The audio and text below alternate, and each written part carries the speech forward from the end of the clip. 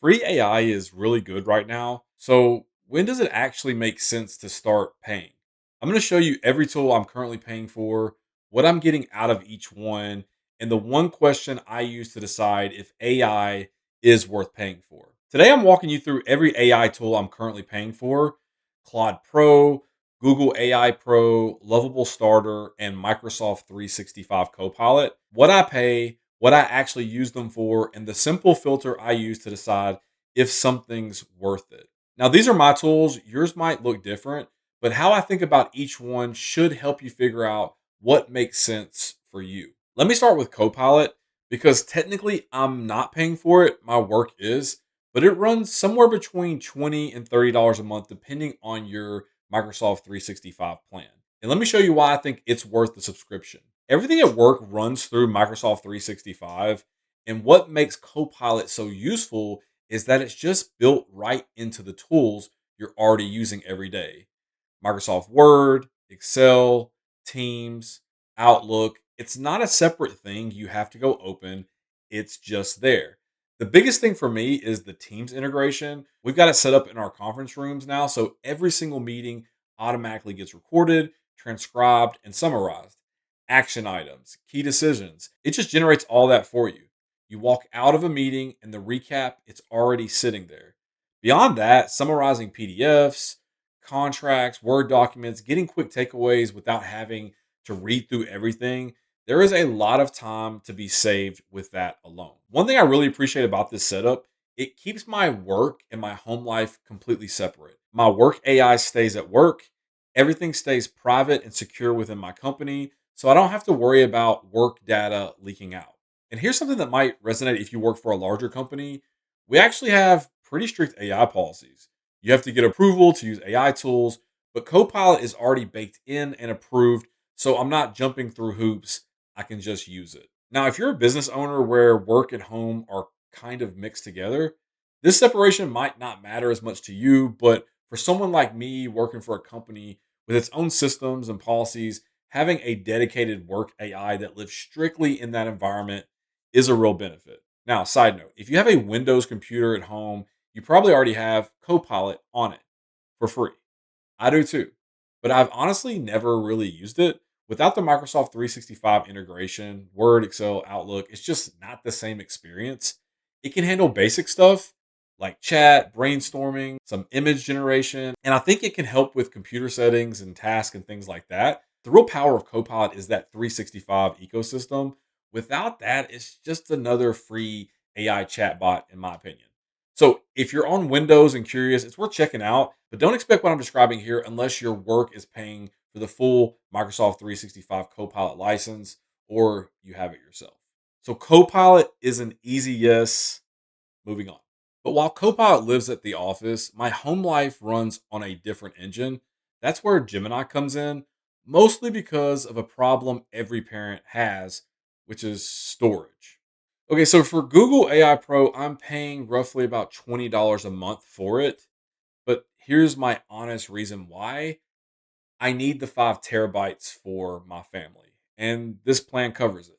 I've got 6 of us on it, so everyone's photos and videos are backed up, and the AI is almost a bonus on top of that. One more thing worth mentioning: the plan also includes YouTube Premium Lite. So if you're a single person paying for YouTube Premium separately, this could actually replace that subscription and save you some money. For me personally, it doesn't change much for me since I'm already paying for my whole family's YouTube Premium anyway. But for someone just getting started, that's a real perk worth factoring in. And honestly, one of the biggest things I haven't even fully tapped into yet, all of Gemini is now baked into Google Workspace. It's fairly new and it's a big deal. We're talking your Gmail, your calendar, your Drive. All of it is now connected to AI. My plan is to eventually have Gemini managing my calendar, handling emails, all of that. I haven't gone deep into that yet, but that integration alone is worth paying attention to. I do use deep research pretty regularly. It's genuinely impressive for doing real research without me having to dig through, dozens of different websites. And I use Notebook LM2, which is great for feeding, it documents and just having a conversation with your own content. And if I'm being totally honest about how I actually use the AI side of Google AI Pro, it's mainly for image and video generation. That's where I spend most of my time in Gemini. I don't really use it for chatting or writing like I do with Claude. The image generation, Nano Banana, and the video creation tools are what I use consistently. And for that alone, it's worth it for me. On the free tier, you're looking at only about two or three Nano Banana Pro images a day, and video generation is pretty much locked behind the paid plan. With Google AI Pro, you get up to 100 Nano Banana Pro images a day and video creation access, which is a significant jump.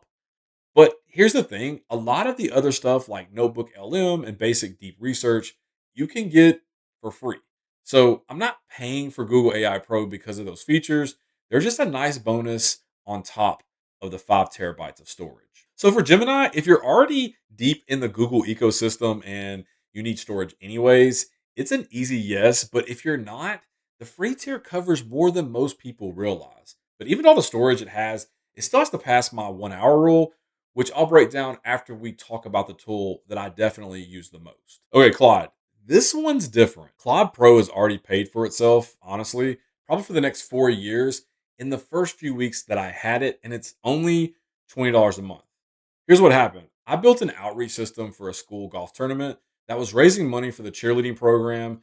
It reached out to nearly 100 local businesses asking for donations, sponsorships, and prizes for the golfers at the event. We brought in over $20,000 worth of donations and sponsorships. And personally, my daughter's cheer account received over $1,000 directly from it. That more than covered years worth of the Claude subscription. And that's just one use case. Beyond that, I'm building custom skills inside Claude, tools for my YouTube workflow, systems for how I work day to day, things that save me hours every single week. And I use Claude Code a lot because it's just the easiest way for me to interact with Claude. But here's something I don't think people talk about enough. I'm using Claude to build custom dashboards and tools that honestly I just never would have done before. Claude makes it possible for me to build things that would have either cost a decent amount of money for me to outsource or just never happened at all. I'm also using it to do things on my computer, like cleaning up files, organizing folders, things like that. And I'm using it heavily to scrape websites and build custom tools around that data, stuff that used to require either serious technical skills or paying someone else to do it and paying them a decent amount of money. I plan to use Claude more and more for building out websites too, whether that's updating my WordPress sites or building other types of sites from scratch. That's another area where it's going to continue paying for itself as I move forward with it. If you want to see how I've set some of this up, I've got other videos on it. I'll link those in the description below. Claude Pro is a hard yes for me. Clear return on investment, both in time and in actual dollars. Okay, so the last one I want to talk about is Lovable. I'm on the starter plan. It's $20 a month, and I've been paying for this for over a year and a half now. I built a website for selling cattle embryos, and I've made a percentage off every sale on that site. Built my own personal site pretty quickly too. I also built a custom fundraising site for my daughter's cheer program. That site helped drive a bunch of donations and sales as we were able to pull those in.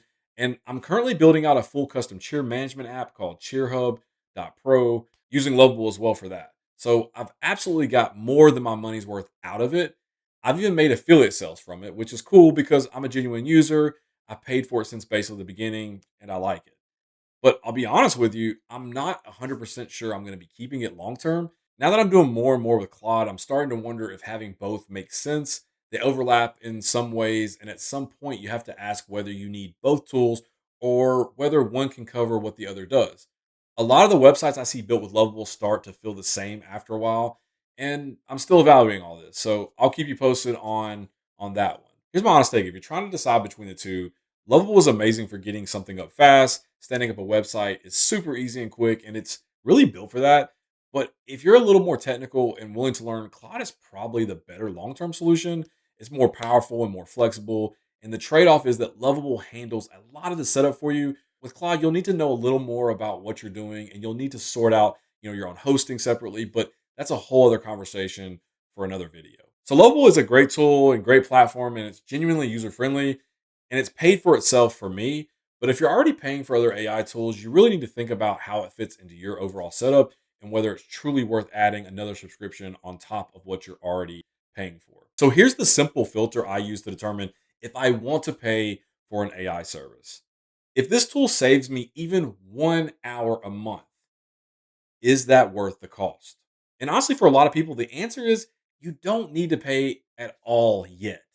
If you're drafting emails, brainstorming ideas, summarizing articles, like fixing your grammar, the free versions handle all that incredibly well. They're fast and they're capable. And here's a simple sign you're not ready to pay yet. If you're not hitting any usage limits at all, that's probably your answer right there. Here's the thing people don't realize: most of the free models available right now are better than the paid models were just 1 year ago. So if you're on free and it's working for you, you're not behind, you're perfectly fine. And it's worth mentioning, local AI models are becoming more and more accessible too. Open source models you can run right on your own computer, no subscriptions, no usage limits. Over time, that could make paid subscriptions less necessary altogether for a lot of people. It's not quite plug and play yet, but it's a direction that things are heading. Here's how I think about my own setup. At work, I like to use Copilot. At home, Claude for creative work and building things, Gemini for managing my everyday life, calendars, emails, tasks.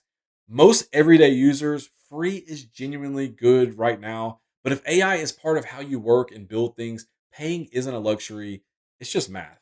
So before I go, drop a comment, let me know, are you paying for any AI tools right now? Or are you still rocking out the free versions? I'm just curious where you're at. And by the way, YouTube thinks that you'll like this video or this video right here. And go check those out. And I will see you in the next one.